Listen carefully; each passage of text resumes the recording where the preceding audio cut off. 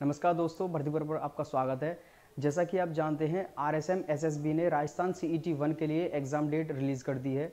Exam date जो है वो आपकी 6 से 9 जनवरी रहेगी। और जो राजस्थान सीईटी 2 है, मतलब जो सेकेंडरी लेवल का जो एग्ज़ाम है, उसकी जो डेट्स हैं वो फरवरी में है, वो फरवरी 2023 में, जिसकी डेट जो है वो आपकी 18, 19, 25 और 26 फरवरी रहेगी 2023। आइए इसके बारे में और चीज़ें जानते हैं। जो राजस्थान सीईटी 1 है, उसकी जो रजिस्ट्रेशन डेट्स हैं वो जो हैं वो 22 सितंबर 2022 से शुरू हुआ था, और जो 21 अक्टूबर 2022 तक चलेगा। मतलब आप अभी भी अप्लाई कर सकते हो, आपके पास अभी भी काफ़ी टाइम है। और राजस्थान की जो एडमिट कार्ड है वो आपके दिसंबर 2022, मतलब दिसंबर के जहाँ तक है लास्ट वीक में, एक्सपेक्टेड डेट है ये, दिसंबर के लास्ट वीक में आपके एडमिट कार्ड रिलीज़ हो जाएंगे। उसके बारे में भी हम आपको नोटिफाई कर देंगे।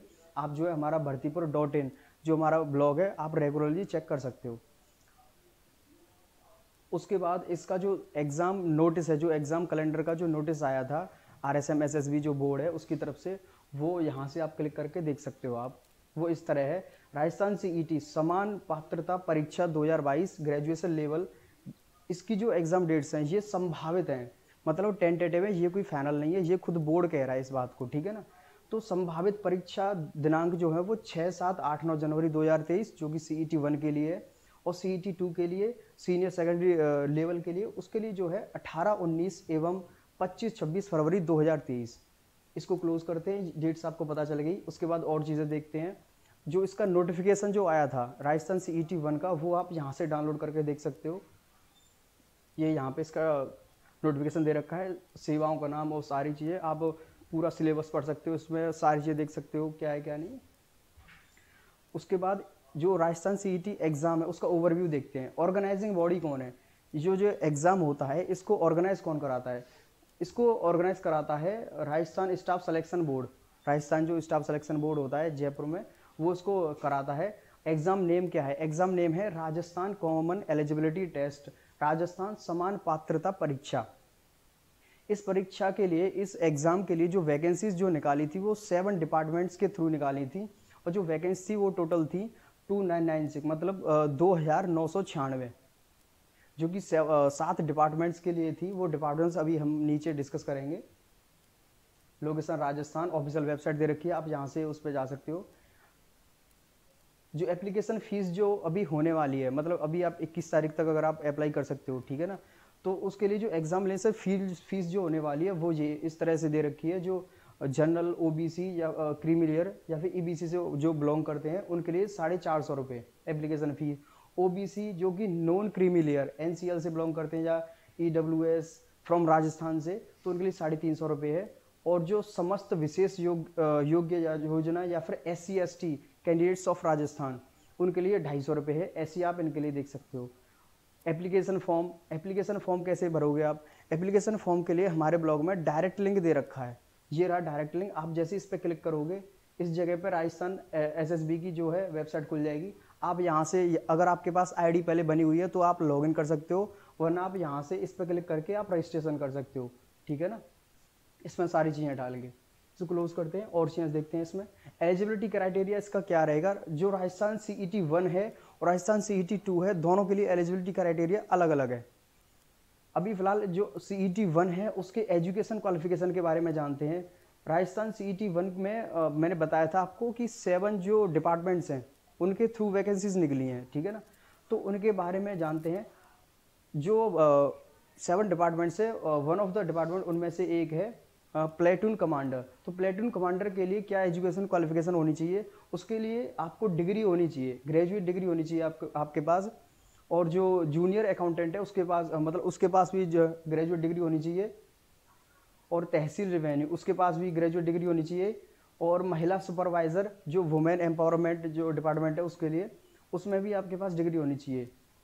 मतलब एक तरह से कह सकते हैं इसमें बहुत सारी पोस्ट हैं, ज़्यादातर के लिए ग्रेजुएट डिग्री होनी चाहिए। और दूसरी चीज़, ज़्यादातर के लिए क्यों, सबके लिए डिग्री होनी चाहिए, क्योंकि ग्रेजुएट लेवल का ही एग्ज़ाम है ये। अगर आपको सीईटी 2 के लिए चाहिए, उसमें हाँ आप 12th से कर सकते हो। अगर उसमें भी सीईटी 2 में अगर आपके पास 12th के बाद अगर ग्रेजुएशन है तो वो और ज़्यादा आपको प्रेफरेंस दी जाएगी, क्योंकि 12th तो आपके पास है ही है, उसके बाद आपको ग्रेजुएशन मिल जाती है तो उस बच्चे को अलग ही प्रेफरेंस दी जाती है। अब इसकी जो CET-1 है, जो ग्रेजुएशन लेवल वाला जो है, उसकी एज लिमिट देखते हैं। जो प्लेटून कमांडर और हाँ, प्लेटून कमांडर के लिए 20 वर्ष जो है वो मिनिमम होनी चाहिए, 40 मैक्सिमम। राजस्थान जूनियर अकाउंटेंट के लिए 21 मिनिमम, 40 मैक्सिमम।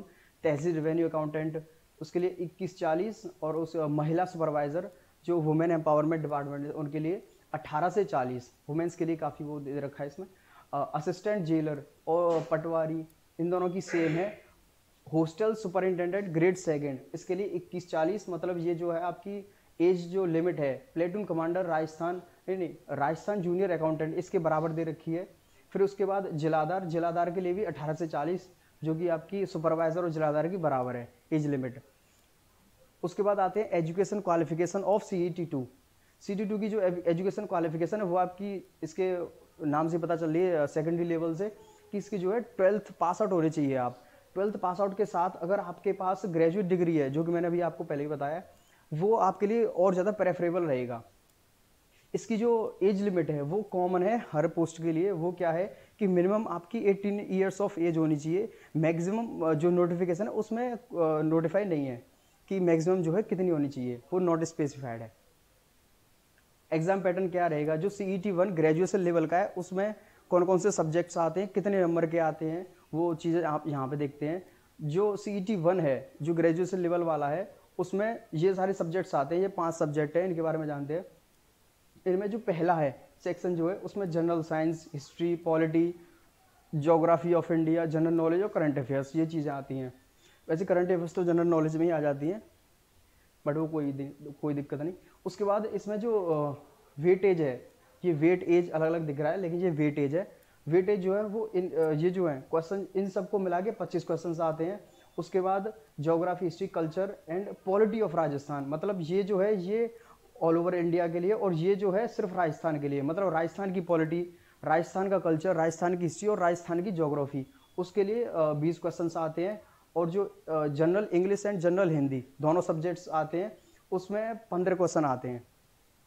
और mental ability and reasoning, basic numerical ability, मतलब मैथ और जो रीजनिंग होती है उसके 30 क्वेश्चन आते हैं। और इसमें आप ध्यान देने वाली ये है कि इसमें बेसिक कंप्यूटर भी आता है। बेसिक कंप्यूटर जैसे कि आपकी शॉर्टकट कीज आ गई, आपको लिब्रे ऑफिस के बारे में पूछ लिया, आपको माइक्रोसॉफ्ट ऑफिस के बारे में पूछ लिया, पावर पॉइंट के बारे में पूछ लिया कि उसका टैब वो वाला कहाँ पे होता है, और जैसे एडिट जो बटन होती है उसके फंक्शंस जो हैं वो किस तरह से होते हैं। ये सारे क्वेश्चंस, इस तरीके के क्वेश्चंस बेसिक कंप्यूटर सब्जेक्ट में पूछे जाते हैं। इसके बाद जो CET-2 है, जो सीनियर सेकेंडरी लेवल का जो एग्ज़ाम है, उसका एग्ज़ाम पैटर्न जानते हैं। इसमें भी 5 सब्जेक्ट्स आते हैं जो कि इस तरह हैं। जनरल साइंस जो कि 10th स्टैंडर्ड का आता है, और geography, history and culture and polity of Rajasthan.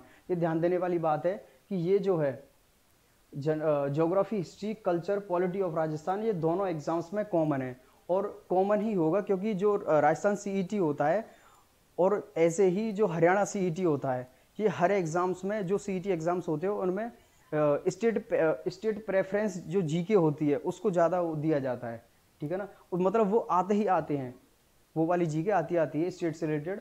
ऐसे ही राजस्थान की आती है दोनों एग्जाम्स में, CET-1 में और CET-2 में। जो इसमें जो CET-2 के लिए जो वेटेज रहेगी राजस्थान GK की, उसकी रहेगी 20 question. General English and Hindi वो बराबर है दोनों में, इसमें भी 15 है, उसमें भी 15 है। रीजनिंग एंड मैथ्स इसमें भी 30 है, उसमें भी 30 है। इसमें भी बेसिक कंप्यूटर आएगा, जिसका मैंने अभी भी आपको सिलेबस बताया था। उसके बाद आते हैं इसके एग्जाम सिलेबस। एग्जाम सिलेबस काफ़ी ब्रॉड है इसका, तो आप पढ़ लेना, मैं बता नहीं रहा वरना वीडियो लंबी हो जाएगी। आप इसमें देख सकते हो राजस्थान का इतिहास जो CET-1 का, और भारत का भूगोल, राजस्थान का भूगोल, भारत का अलग भूगोल, राजस्थान का अलग भूगोल। फिर उसके बाद राजस्थान पर विशेष बल के साथ भारतीय राजनीतिक व्यवस्था, मतलब Rajasthan specific polity, Rajasthan specific polity, उसके बारे में क्वेश्चंस आएंगे इसमें, ठीक है ना। भारत की अर्थव्यवस्था, और भारत की अर्थव्यवस्था पे अलग क्वेश्चंस आएंगे, और राजस्थान की अर्थव्यवस्था पे अलग क्वेश्चंस आएंगे। ऐसी आप देख सकते हो सारी चीज़ें, कंप्यूटर का ज्ञान इसमें दे रखा है। उसके बाद जो ऑफिशियल सिलेबस है उसकी PDF आप यहाँ से डाउनलोड कर सकते हो। इस पर क्लिक करोगे आप तो ये डाउनलोड हो जाएगा, आप इसमें देख सकते हो सारी चीज़ें। टोटल 150 क्वेश्चन आते हैं जो कि 300 नंबर के होते हैं, मतलब एक क्वेश्चन 2 नंबर का होता है इसमें, और जो कि 3 घंटे का पेपर होता है, ठीक है। सिलेबस ये जान लिया। अब जो सिलेबस CET 2 का सिलेबस है, जो सेकेंडरी लेवल का जो सिलेबस है वो आप देख सकते हो। इसमें मैं बता नहीं रहा, वीडियो लंबी हो जाएगी।